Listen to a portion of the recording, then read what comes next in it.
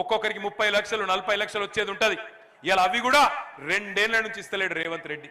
పిల్లల పెళ్లిళ్ళు చేయాలి, పిల్లలకు ఎడ్యుకేషన్ లోన్లు ఉంటే కట్టాలి, ఇంటి మీద ఈఎంఐలు ఉంటే కట్టాలి. పాపం ఎదురు చూస్తా ఉన్నారు. 2 ఏళ్లకెళ్ళి చకోర పక్షి లెక్క చూస్తున్నారు. చూసి చూసి గుండెలాగిపోతున్నాయి ఇవాళ రిటైర్డ్ ఉద్యోగులై. కానీ రేవంత్ రెడ్డి మనసు కరుగుతలేదు. రిటైర్డ్ ఉద్యోగులకు కూడా నేను ఇయ్యపో అంటున్నాడు. ఇవాళ కాలేజ్ వాళ్ళు ఫీజు అడిగితే వాళ్ళని బెదిరిస్తాడు, నిరుద్యోగులు ఉద్యోగాలు అడిగితే వాళ్ళని బెదిరిస్తాడు, ఉద్యోగులు డిఏలు అడిగితే బెదిరిస్తాడు, రిటైర్డ్ ఉద్యోగులు బెనిఫిట్స్ అడిగితే బెదిరిస్తాడు. ఇవాళ నేను అడుగుతా ఉన్నా, నువ్వు నడుపుతున్నది సర్కారా లేక నువ్వు నడుపుతున్నది రౌడీ దర్బారా? ఇంతమందిని బెదిరించి ఏం సాధిస్తావు రేవంత్ రెడ్డి అని నేను అడుగుతా ఉన్నా. అట్లాగే నేను ఒక్క మాట మిమ్మల్ని కూడా ఆలోచించమని అడుగుతున్నా. నీతి వాక్యాలు చెప్తున్నాడు రేవంత్ రెడ్డి.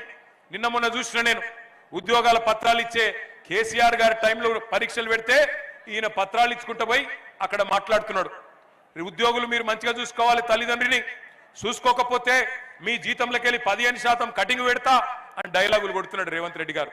నేను రేవంత్ రెడ్డి గారిని అడుగుతున్నా, అయ్యా మరి రిటైర్డ్ ఉద్యోగులు వాళ్ళు కూడా నీకు తల్లిదండ్రులు లాంటి వాళ్ళే కదా, వాళ్ళు నీ ప్రభుత్వానికి పనిచేసిన వాళ్ళే కదా, మరి వాళ్ళకి ఇవ్వాల నువ్వేదైతే బెనిఫిట్స్ ఇవ్వకుండా ఆగం చేస్తున్నారో మరి నీ జీతంలోకి వెళ్ళి కూడా కోత పెట్టాలనా లేదా చెప్పాలని చెప్పి నేను కోరుతా ఉన్నా. రిటైర్డ్ ఉద్యోగులకు రూపాయి ఇయ్యనోడు, రిటైర్డ్ ఉద్యోగులను పెద్ద మనుషులను పెన్షనర్లను సతాయించేటోడు జుబ్లీహిల్స్ అభివృద్ధి చేస్తాడంటే నమ్ముదామా ఆలోచించమని చెప్పి నేను కోరుతా ఉన్నా. నిన్న మొన్న తిరుగుతున్నాడు జుబ్లీహిల్స్ లో, ఇన్ని రోజులేదో ఉద్ధరించినట్టు ఇప్పుడు ఉద్ధరి మాటలు చెప్తున్నాడు రేవంత్ రెడ్డి. ఒక్క ఛాన్స్ ఇవ్వండి, ఒక్క ఛాన్స్ ఇవ్వండి అని బతిమలాడుతున్నాడు. నీకు ఒక్క ఛాన్స్ ఇచ్చినందుకే కదా రాష్ట్రాన్ని దివాలా తీయించినావు.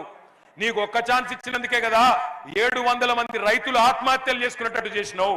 నీకు ఒక్క ఛాన్స్ ఇచ్చినందుకే కదా 161 మంది ఆటో డ్రైవర్లు ఆత్మహత్యలు చేసుకునే పరిస్థితి తెచ్చినావు. నీకు ఒక్క ఛాన్స్ ఇచ్చినందుకే కదా కేసీఆర్ గారి టైంలో అద్భుతంగా నడిచిన 1000 గురుకుల పాఠశాలలు ఇవాళ మూలకు పడే పరిస్థితి తెచ్చినావు. నీకు ఒక్క ఛాన్స్ ఇచ్చినందుకే కదా 100 మంది గురుకుల విద్యార్థులు ఆత్మహత్య చేసుకునే పరిస్థితి తెచ్చినావు. నీకు ఒక్క ఛాన్స్ ఇచ్చినందుకే కదా ఇవాళ హైదరాబాద్ లో రియల్ ఎస్టేట్ నాగం చేసినావు. ఇవాళ నీకు ఒక్క ఛాన్స్ ఇచ్చినందుకే కదా హైడ్రా పేరు మీద మొత్తం బస్తీలలో ఉండే ఇళ్లు కొడుతున్నావు. నీకు ఒక్క ఛాన్స్ ఇచ్చినందుకే కదా రాష్ట్రం ఇవాళ ఉరుకులు పరుగుల మీద పెరుగుతున్న రాష్ట్రాన్ని ఆఖరి స్థానంలో నిలబెట్టినావు. గుర్తు తెచ్చుకోమని నేను కోరుతా ఉన్నా. ఇందిరమ్మ రాజ్యం నా కోట్లేయండి అని చెప్పి, తులం బంగారం అని చెప్పి నెలకు 2.5